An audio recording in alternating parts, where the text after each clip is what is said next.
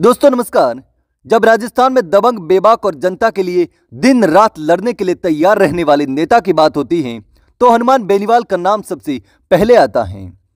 जी हां, हनुमान बेनीवाल अपनी सच्चाई और मेहनत से हर वर्ग के दिल में बसे हैं। वह कोई राजनीतिक शख्सियत नहीं है, बल्कि एक ऐसा नाम है, एक ऐसा नेता है जो सड़कों पर उतरकर गरीबों और किसानों के हक की लड़ाई लड़ता है। अब एक बार फिर हनुमान बेनीवाल लोकसभा की कुर्सी छोड़कर सड़कों पर उतरने की तैयारी कर रहे हैं। सवाल यह है कि आखिर ऐसा क्या हो गया कि बेनीवाल को फिर से सड़क पर उतरने की जरूरत पड़ी है। वहीं दूसरी ओर राजस्थान के किसान और आम जनता उनकी तरफ एक बार फिर से उम्मीद भरी नजरों से देख रहे हैं। हनुमान बेनीवाल का अपमान नहीं सहेंगे, यह नारा राजस्थान के किसान और उनके समर्थक खुलेआम उठा रहे हैं। बेनीवाल केवल एक नेता नहीं, बल्कि किसानों, गरीबों और मजलूमों के लिए एक सशक्त आवाज हैं। बेनीवाल का संघर्ष सिर्फ राजनीति तक सीमित नहीं है, वह कभी भी नफा नुकसान की परवाह किए बिना जनता के हक के लिए खड़े रहते हैं।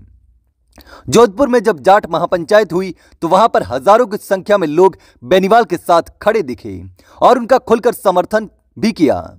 यह न केवल उनकी लोकप्रियता का प्रतीक है, बल्कि यह भी दर्शाता है कि बेनीवाल के समर्थक उनके प्रति अपनी निष्ठा और विश्वास रखते हैं।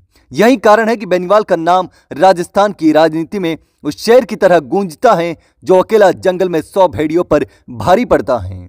सरकारें बदलती रहेगी, लेकिन बेनीवाल का नाम हमेशा किसान और गरीबों के दिलों में रहेगा। उनके लिए तो किसान की आवाज ही सर्वोत्तम है।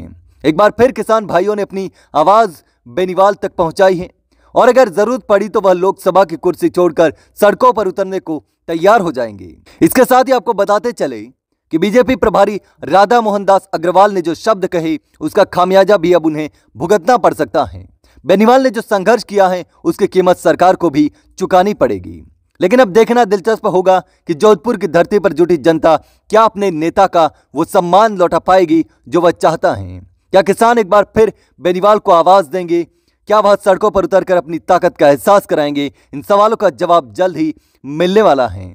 आपको पता होगा कि दिल्ली की सड़कों पर किसान फिर से उतर गए हैं और हनुमान बेनीवाल ने किसानों का साथ देने के लिए भारतीय जनता पार्टी का भी साथ छोड़ दिया था, नरेंद्र मोदी का भी साथ छोड़ दिया था और किसानों के लिए सड़कों पर उतर गए थे, आपको याद होगा।